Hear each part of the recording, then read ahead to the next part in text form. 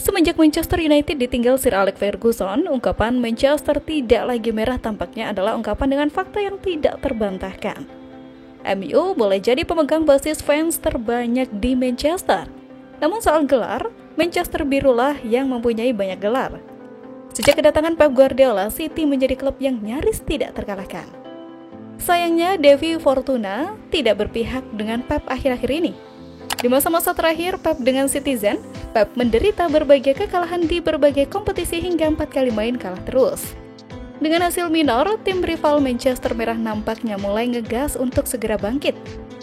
Nama-nama yang disebutkan Fabrizio Romano adalah nama pemain yang bakal dibajak MU di era Amorim. Ada nama Aurelien Tchouameni dari Santiago Bernabeu. Ada juga Andreas Christensen, bek Barcelona. Dan ada juga Amorim mengincar Danilo Luiz da Silva dari Juventus. Nama satu lagi yang menjadi incaran Amorim adalah Christopher dari Chelsea. Namun, meskipun demikian, Amorim juga bakal banyak merombak posisi pemain Manchester United lainnya. Amorim diharapkan mampu menanamkan filosofi permainan seperti klub sebelumnya, Sporting Lisbon. Namun ia malah mengeluarkan pernyataan soal MU tidak bisa bermain bertahan dengan sistem 3 back seperti Sporting Lisbon. Dilansir ESPN, Amorim mengatakan bakal menganalisis skuad MU dan menerapkan sistem permainan sesuai dengan kapasitas pemain. Akan tetapi, hanya Harry Maguire yang memiliki pengalaman bermain dengan sistem 3 back di timnas Inggris era Gareth Southgate. Amorim tentu perlu mewaspadai hal ini. Pasalnya, para pemain MU harus beradaptasi dari yang biasanya menggunakan sistem 4 back menjadi 3 pemain bertahan. Ruben Amorim juga perlu memaksimalkan potensi para gelandang bertahan MU. Sektor ini seringkali memberikan masalah kepada permainan Manchester United. Misalnya, Casemiro dan Kobbie Mainoo yang melakukan kesalahan berujung gol ketika MU kalah 0-3 dari Liverpool pada pekan ketiga EPL 2024-2025. Amorim diharapkan mampu meningkatkan kinerja lini depan MU, terutama kedua striker tersebut. Ia memiliki catatan bagus terkait memoles penyerang tajam. Ditambah lagi, Højlund bisa menerapkan sistem high pressing dan memotori serangan balik cepat dengan kecepatan dan kekuatan fisiknya. Amorim tentu dapat memaksimalkan potensi kedua pemain ini untuk bisa memaksimalkan peluang mencetak gol. Kemudian, Amorim bisa saja memaksimalkan peran Fernandes dengan membuat variasi 3-4-3 menjadi 3-4-1-2. Fernandes dapat ditempatkan sebagai gelandang serang di belakang dua striker. Sementara itu Rashford bisa bermain sebagai wingback kiri atau berduet dengan Højlund atau Zirkzee di lini depan.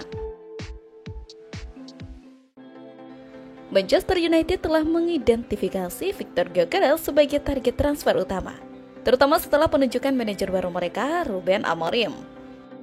Gyökeres tampil luar biasa, mempertahankan rekor gol yang konsisten untuk Sporting Lisbon, dan ia memiliki klausul pelepasan yang ditetapkan sebesar 100 juta euro. Rumor menyebutkan bahwa Gyökeres mungkin akan menyusul Ruben Amorim ke Manchester United, di mana Amorim akan mengambil peran sebagai pelatih minggu depan. Dan spekulasi berkembang bahwa Ruben Amorim, manajer Manchester United yang baru, akan mencoba mendatangkan penyerang Sporting Victor tersebut. Pemain berusia 26 tahun itu telah mencetak 23 gol hanya dalam 17 pertandingan musim ini, dan kabarnya bisa saja dijual dengan harga 75 juta euro. Di tempat lain, posisi Van Nistelrooy pun dipertanyakan pada era kepelatihan baru Manchester United. Pasalnya, Ruben Amorim akan memboyong staf yang menemaninya di Sporting CP. Van Nistelrooy sendiri memiliki ikatan yang cukup kuat dengan Manchester United. The Devils menjadi salah satu klub yang ia bela saat masih aktif bermain. Tidak heran jika Van Nistelrooy sendiri ingin bertahan untuk membantu klubnya. Ia bahkan rela mengambil jabatan lain untuk tetap memberikan kontribusi. Amorim secara resmi akan mulai menangani Manchester United pada Senin 11 November 2024.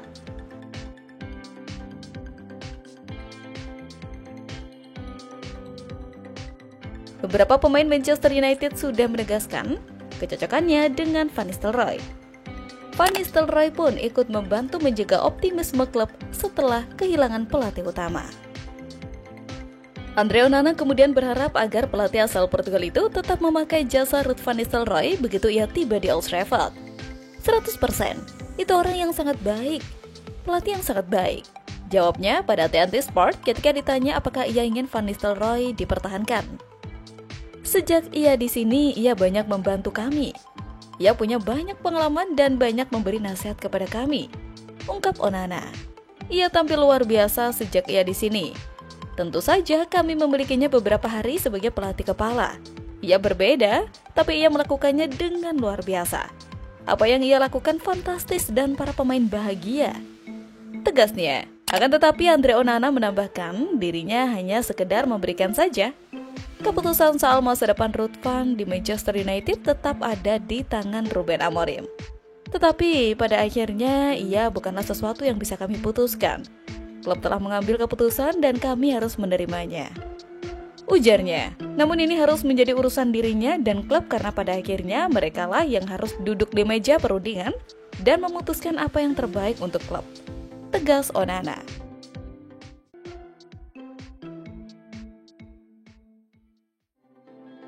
Ya, Manchester United akhirnya kembali merasakan kemenangan di pentas Eropa setelah setahun lebih tanpa kemenangan.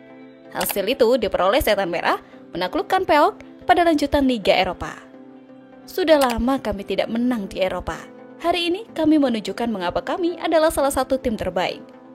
Kemenangan hari ini sangat penting, kata Amad Diallo. Ya, Amad Diallo adalah pemain yang acap kali diparkirkan oleh Ten Hag. Fans masih percaya bahwa pemain yang satu ini punya magisnya tersendiri. Ten Hag justru bereksperimen aneh dengan menaruh Nosair Mazraoui sebagai gelandang serang. Dan yang lebih mengejutkan, bahkan ia lebih percaya pada Anthony yang jelas-jelas bapuk.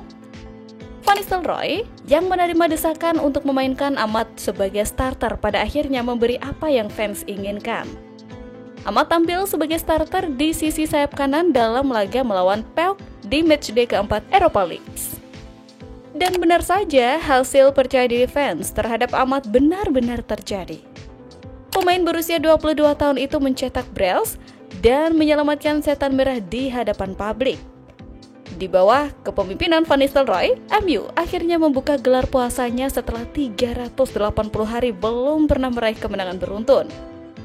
Pada akhirnya, Amad juga diganjar hadiah Man of the Match atas kontribusi luar biasanya untuk MU. Sementara itu, penempatan Manuel Ugarte sebagai tandem Casemiro sebagai pivot pada akhirnya membuat Real Madrid lebih nyaman karena ruang permainannya tidak terlalu luas seperti pada era Ten Hag. Satu lagi pemain yang patut juga mendapatkan jempol dan membawa MU juara adalah kontribusi Onana. Andre Onana mampu melakukan penyelamatan gemilang sehingga hanya menghasilkan sepak pojok buat PAOK. Bukan hanya itu saja, Onana juga berhasil menyelamatkan beberapa sepakan tepat sasaran oleh lawan.